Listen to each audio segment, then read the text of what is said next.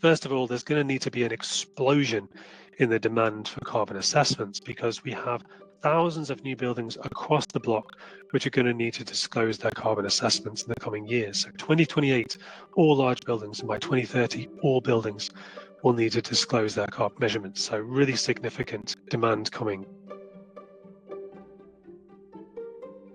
I think the reality is we can't meet that demand right now. There's going to be some real challenges in the skills and the ability to deliver it. And so this is where we're going to need a lot more automation.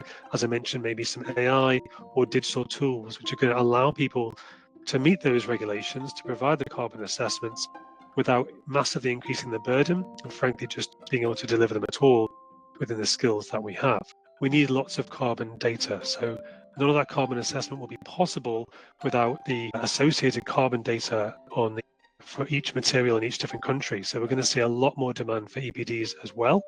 And also, I think, more rigorous EPDs too. So there's going to be a real push to generate that data. We're going to hopefully have some standardization. One of the things I talk about a lot is the challenges we face working internationally, trying to compare projects in different countries. But I really hope that with the new rules coming out at the end of the year and the general movement and alignment in the EU, it will allow us to standardize the approach taken to measure carbon in buildings and hopefully even influence the global approach as well. So that's something which we all need. The disclosure is going to be really powerful as well.